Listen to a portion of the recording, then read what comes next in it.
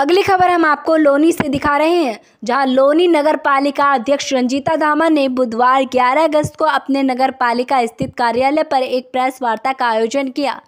इस दौरान उन्होंने कहा कि कुछ घटिया मानसिकता के लोग और उनके साथी जानबूझकर हमारी छवि खराब करने की साजिश कर रहे हैं और उनके खिलाफ झूठे आरोप लगा रहे हैं। वहीं उन्होंने यह भी कहा कि कुछ लोग फर्जी किसान नेता बनकर क्षेत्र में दलाली करने का कार्य कर रहे हैं, जिसका जवाब उन्हें जल्द ही मिलने वाला है।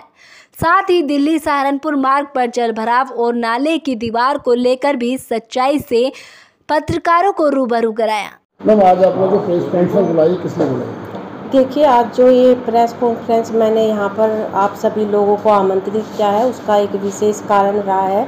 दरअसल पिछले दिनों जो लोनी में जल भराव हुआ, उसके लिए कुछ लोग हमें जिम्मेदार ठहरा रहे हैं। पहले ललित शर्मा जो यहाँ पर विधायक प्रतिनिधि है, वो अपना एक पत्र लिखते हैं। जब यहाँ पर जल निकासी की जो समस्या आई और सफाई से संबंधित जो समस्या आई, तो हमने यहाँ पर सफाई के लिए लायन ग्रुप और कंपनी को नियुक्त किया हुआ है। और जो नालों की सफाई के लिए था, वो हमने जल निगम को 40 लाख रुपए की किस्त हम 30 मई को दे चुके थे। लेकिन जल निगम ने सही समय से वो नालों की सफाई नहीं कराई, जिसका और सफाई के लिए अगर सफाई से संबंधित कोई शिकायत लोनी के अंदर आती है, तो उसके लिए लायन ग्रुप जिम्मेदार है, क्योंकि हम केवल उन लोगों की मॉनिटरिंग कर सकते हैं, लेकिन वे अपने आप में उनके, मैं कहूँगी कि उनकी खुद की जिम्मेदारी बनती है कि अगर इस तरह की कोई समस्या आती है और शिकायतें आती हैं, तो उनका तुरंत निस्तारण हो। अब जब हम सफाई कर्मचारियों को लेकर उनको टाइट करते हैं ताकि उनको थोड़ा डर हो, वो अपना काम अच्छे से करे, तो उनके समर्थन में यहाँ के एक जनप्रतिनिधि के द्वारा कुछ लोगों को संरक्षण प्राप्त होता है, वो उनके समर्थन में आ जाते हैं।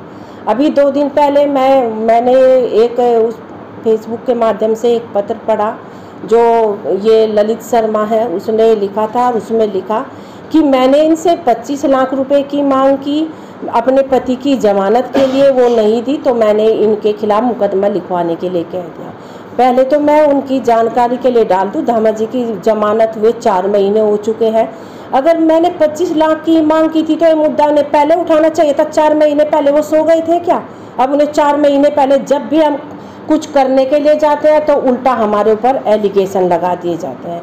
फिर एक भारतीय किसान यूनियन अजगर, जो नई एक संगठन अपने आप को बताते हैं, वो लेटर लेके जिलाधिकारी के पास जाते हैं कि चेयरमैन ने वहाँ पर साजिश के तहत ये जल भराव कराया, वहाँ पर दीवार करवा दी गई, और जब विधायक ने संज्ञान लिया तो वो दीवार तोड़वा दी गई। इस तरह का आरोप उन्होंने अपने पत्र के माध्यम से मेरे ऊपर लगाया और वो जिलाधिकारी को दिया। मैं उन लोगों को के संज्ञान में लाना चाहती हूँ कि अज्ञानता बस इस तरह की वो बातें ना करें।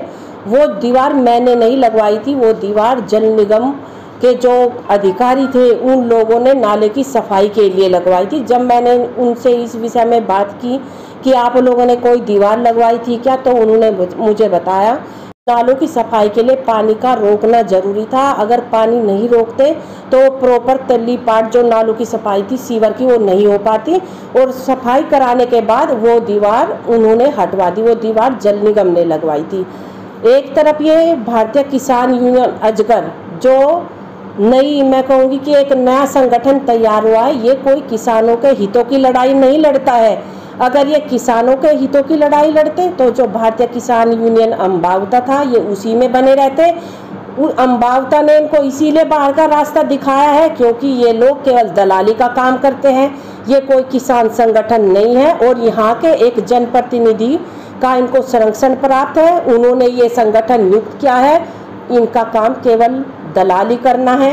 ये बात किसानों की करते हैं। इनसे, इनके जरा एक बार आप पता करना इनसे कि फरद में, खसरा खतौनी में इनके क्या क्या, कितनी भूमि इनके नाम दर्ज है, कैसे 5-5 बीघे के किसान भी है क्या?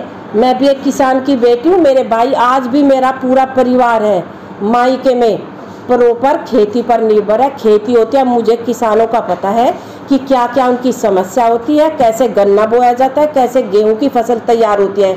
लेकिन ये चंद लोग लोगों को गुमराह करते हैं। एक तरफ ये किसानों की आवाज़ उठाने की बात करते हैं, कहते हैं कि किसानों को उनका हक नहीं मिल रहा है, किसान पीड़ित है, त्रस्त है, उनकी लड़ाई सरकार से है। दूसरी तरफ वे सरकार के ही एक जनप्रतिनिधि के संरक्षण में वही उनको नियुक्ति देते हैं, उन्हीं के संरक्षण में ये संगठन चलता है। ये केवल किसानों को गुमराह करते हैं और आए दिन अनाप शनाप इस तरह के जो लेटर जारी करते हैं। अगर इनको लड़ाई लड़नी है तो किसानों के हित की बात क्यों नहीं करते? ये बार बार चेयरमैन को क्यों घेरा जाता है?